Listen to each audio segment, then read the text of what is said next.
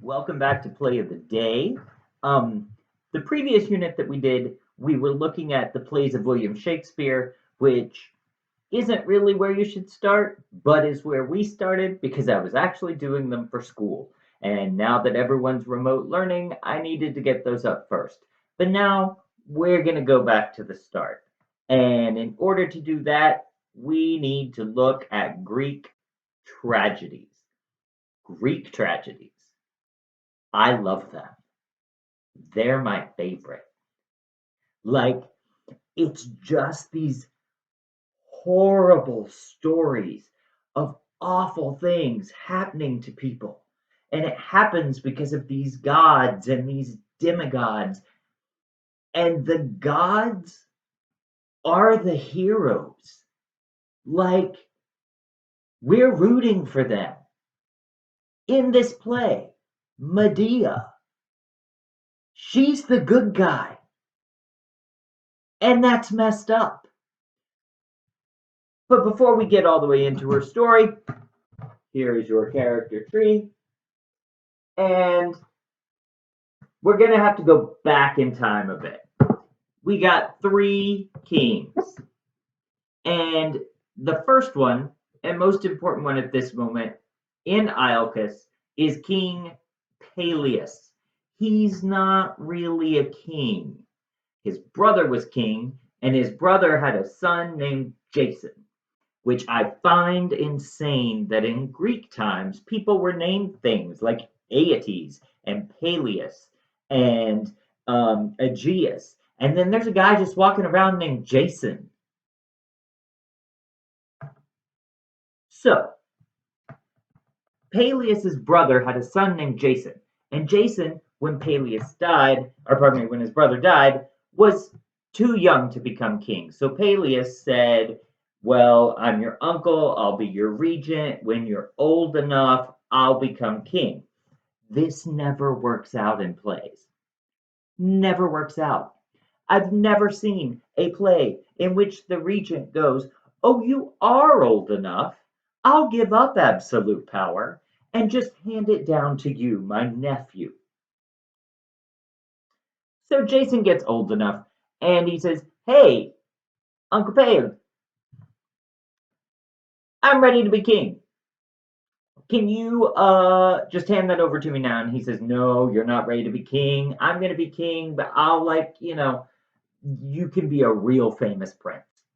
And Jason is so mad that he goes to the temple of Zeus and he prays to Zeus and says, hey, Zeus, I'm supposed to be king. My uncle won't let me be king. What do I do? And Zeus's spirit appears to him and says, way across the Black Sea, you need to sail to the land of Colchis. And in Colchis, there's this tree called the Tree of Life. And on the Tree of Life is a golden fleece. Get that fleece, bring it back here, and I will make you king. So he goes to the land of Colchis, run by King Aeetes. And Jason gets all of his men off the great ship Argo, and they go up to the Tree of Life. And what Zeus didn't mention is right there, Golden Fleece, protected by a dragon, a big dragon. And Jason wasn't quite ready for the dragon part. And all of a sudden, these guards run up and they arrest him and they take him in front of King Aeetes. And Aeetes says, put him in the dungeon. He's trying to take this. But what Jason doesn't notice is that Aeetes is flanked by his son and his daughter. And his daughter is named Medea. Now, a little bit about Aeetes. His mother is human. His father is Helios, the god of the sun. So he's a demigod. So his children are a quarter god. The word Medea actually means witch or sorceress. And let me tell you, witches be crazy. Because Medea sees Jason and is like, I want him. So she goes over to the Tree of Life. She sees the dragon. She casts a spell. She takes the fleece. She goes to the dungeon in the middle of the night. She's like, Jason, got your fleece. Let's go. He's like, how'd you do that? Because Jason's not real smart. And she says, doesn't matter. Meet me at your boat. Here's the fleece. And he's like, okay. So he runs to his boat, Argo. And she goes back to the castle. And she kidnaps her brother. And her brother is going to be the next king, but he's also really kind of sickly and weak. So she kidnaps him. Because Jason's very worried. He says, we can go across this Black Sea, but your father has faster ships than I do, and he's going to catch us. And Medea says, nope, not going to happen. Trust me. They get on the boat. They're sailing out across the sea. Her father, Aeetes, gets in his boat, starts sailing across the sea, and he's catching up. At which point, Medea kills her brother and cuts him into pieces.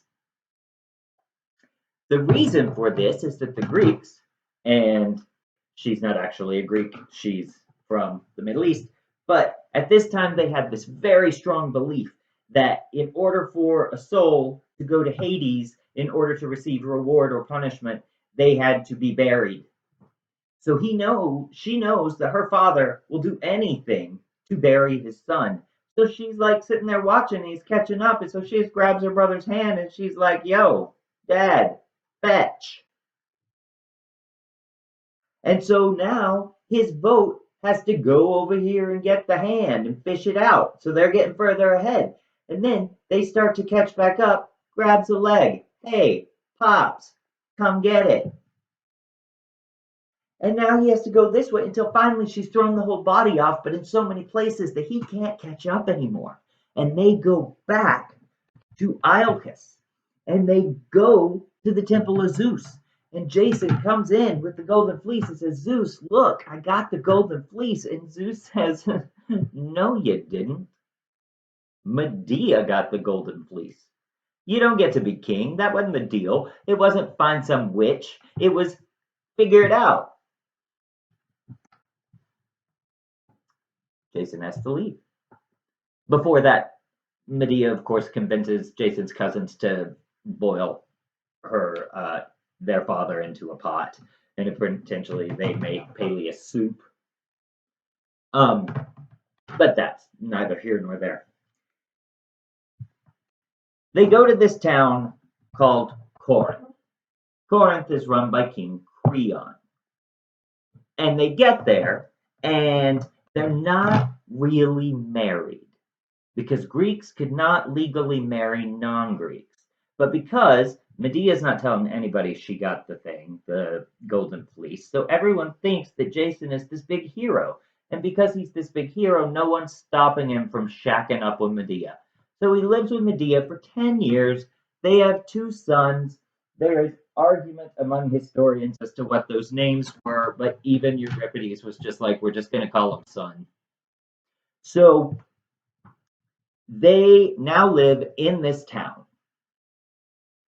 And that's the background, which gets us to what's happening in this story. Medea is inside her house, and out comes the nurse. The nurse is Medea's servant. She has been her entire life. She raised Medea. Now she's raising Medea's kids. She comes out. She gives us a little prologue, pretty much telling you what I told you there. And she's like, oh, but things are bad. And then you hear Medea scream from inside, crazy witch scream. And she's like, but now we all know Jason is about to leave her because the king, Creon, has a daughter, Glauce.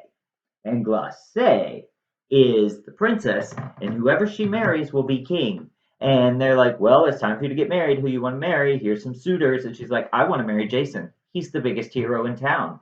And they're like, you can't just marry Jason. He's with Medea. He's married to her. They got kids. And Glauce is like, no, he's not. She's not even Greek. I want Jason, and I want him now. So they bring Jason in, and they say, you want to marry her? And Jason is like, and be king? Yeah.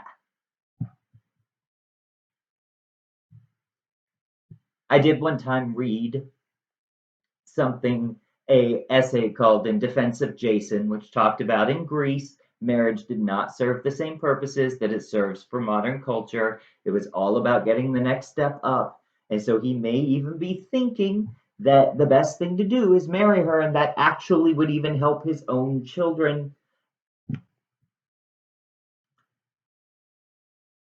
But you shouldn't do that to someone that you've already watched in person commit two murders.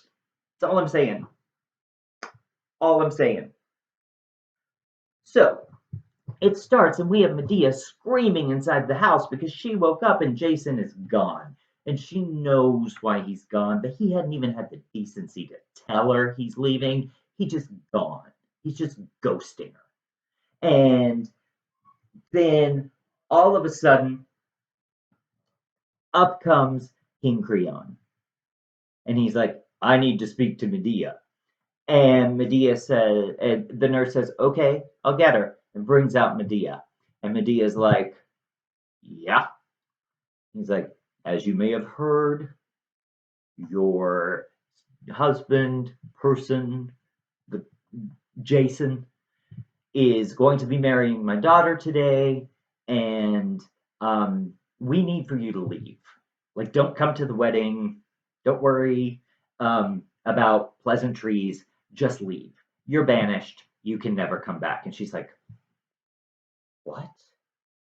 How can you do this? And he's like, well, when I think about your brother and Jason's uncle, and God only knows who else you have murdered in cold blood, I think it's probably in the best interests of my daughter that you not be here. And Medea, who is very alluring because she's an enchantress, turns to him and is like, Creon, I understand. That makes sense. But you're a father. You must understand that my primary concern is not for me. I'll find somewhere to go. I'll hitchhike somewhere. But my kids, are you just going to throw out my children? He's like, well, I have nothing against your children. And she's like, thank you. I just need 24 hours to figure out how to safely travel with my children or to find a place for them to live, and then I swear I'll be gone. He's like, well, what could happen in 24 hours? He literally says that. He's literally talking to a demigoddess who commits murder as a hobby and says, what could happen in 24 hours? So he walks off. He's like, but if you're here tomorrow, kicking you out, we'll capture you, we'll whatever. She's like, oh, I'll be gone, I promise you. Then you get to like some choral ode where they're talking about the wrath of women. And then you get, up comes Jason, and he's like, hey, babe, just here to grab some things. And she's like, how dare you?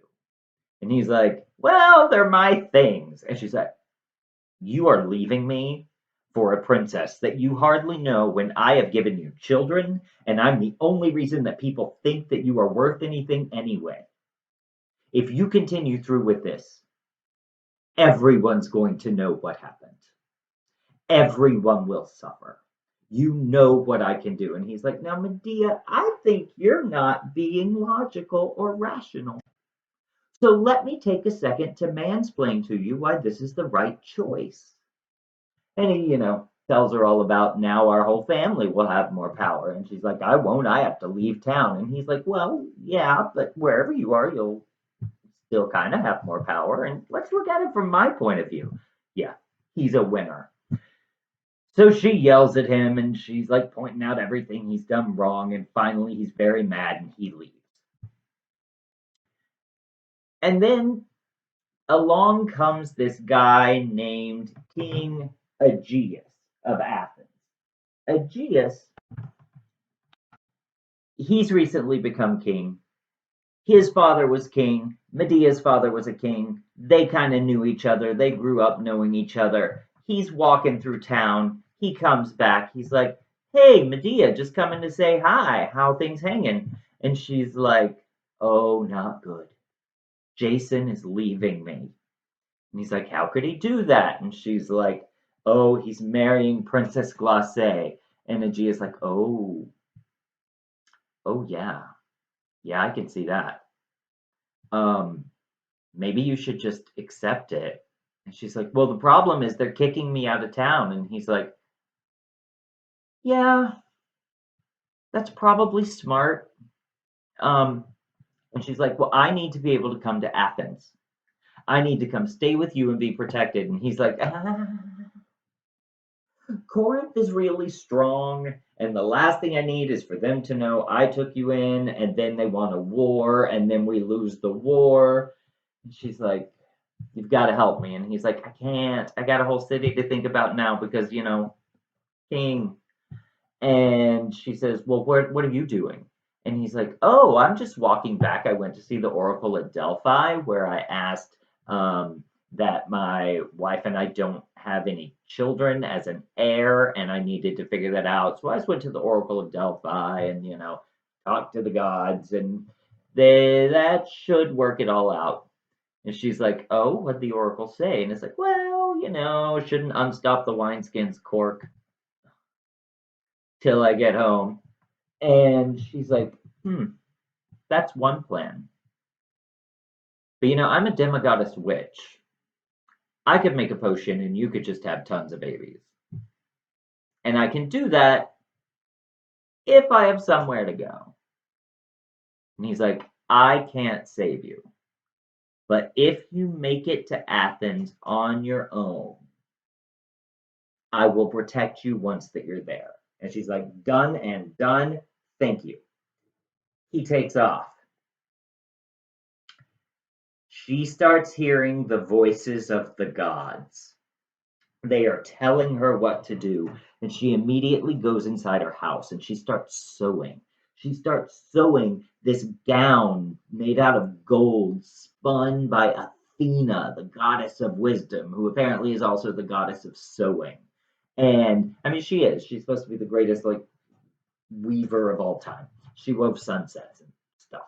So she starts making this dress out of gold, and she makes this crown out of gold, and the next morning she calls in her children and she's like, "I've made this dress. You need to go to the palace, give it to Princess Glacé. Tell her it is a gift from Medea that she may have if she lets you stay here." And they're like, "Okay, mom." Just keep in mind, they're like, 4 and 5. They're always played by real cute kids. So they take the dress, they go off to the palace. She's like, "And whatever happens, just give it to her and come right back." And they're like, "Okay." And they come back. They're like, "Did she take it?" And they're like, "They did." She's like, "Great, go to your room. We need to start packing you up because you gotta go live in the palace now." All of a sudden, this messenger runs up and he's like, "Medea, how could you do that?" And she's like, "Do what?" And he's like, "You know what you did." And she's like, "Boys, go pack." "No, I have no idea what I did." "Why don't you tell me?" Glacé sees this gorgeous, goddess gown. She's so excited. She puts it on. She puts on the crown. She walks to her looking glass. All of a sudden, she realizes the gown is lined in acid and it's eating her alive. It is eating into her skin, and then the crown catches on fire. And she starts screaming and she's trying to take it off, but she's like melting. She's melting. She's the Wicked Witch of the West here. And all of a sudden, her father, King Creon, comes running in and he grabs the dress and he's trying to rip it off of her, and it starts melting his hands into it, and he's pulling so hard that both of his arms fly off of his body, and he bleeds in a puddle over her until it is nothing but fire and sludge and a crown. And now the royal family is dead.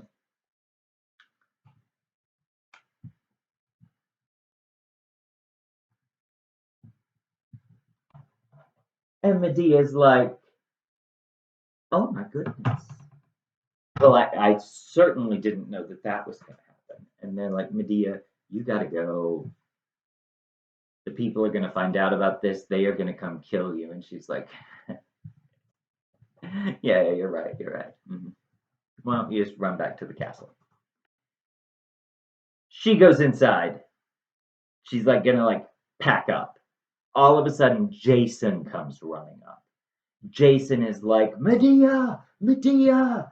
And she comes out and she's like, Jason, I didn't expect to see you back today. And he's like, you know what you did. And she's like, I honestly, I made a dress. I had no idea that was good. He's like, shut up. You are a horrible person.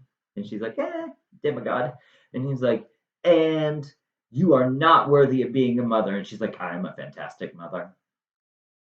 And he says, no, you're not worthy to be a mother. You are this horrible killing machine. I know of 4 people you've murdered, and I'm going to take my sons, and we're going to build a life without you. And he's like, get my sons. And she's like, oh, they're sleeping. And he says, no, you need to go wake them up. She's like, I'm not going to do that. You need to leave. And he says, then I will get my sons. And he goes in the house and he screams because she literally went inside and tore both of her children limb for limb. They are dead. They've been torn into bits. Now, here's the thing about Greeks. Greeks didn't really have a way to convincingly show you all this violence. So they're not going to watch her commit this murder. Although in 2003 there was a Broadway revival that did it in a spectacular way that I can't even believe. But there was they want to see the aftermath of violence. So it's imperative here that he comes walking out of the skene, the building at the back of the stage, carrying dead children, not actual dead children. I mean, they weren't realists. So he comes out carrying his children and he's screaming for her. He's like, Medea, only she's not there. And he's like, where did she go? And he's sitting there and he's like, come back, you coward of a woman. You're not here. You're so awful. You don't deserve to be a mother. Now you're not a mother, but you didn't deserve to be a mother. This is so horrible. Come back and I will tear you apart in the way that you tore them apart. And from behind the skene, on a chariot pulled by dragons. Oh, yeah, Greeks had production values. Up comes Medea on a flying chariot because she's the granddaughter of Helios. And she's like, you're going to what?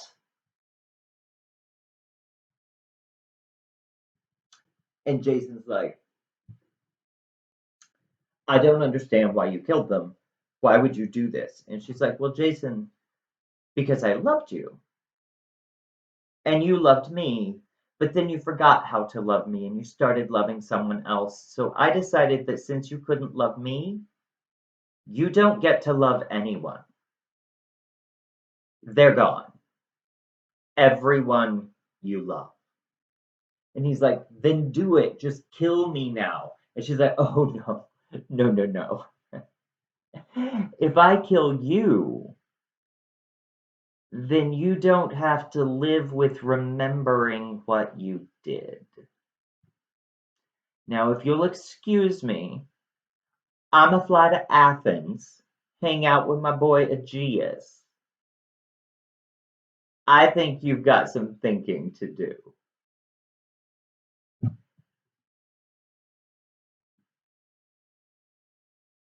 That's a real play. That's a real story. And I remind you, the Greeks were always on the sides of the gods and demigods. They knew that they had to teach people stuff. Medea is the hero. Yup. All right. We're going to do 4 more Greek tragedies. We are going to do also by Euripides, the Bacchae, and we're going to talk about Oedipus Rex and Antigone. And finally, just so that we can get some Aeschylus in there, we're going to do Agamemnon. All right. Hope you enjoyed it. Have a great day.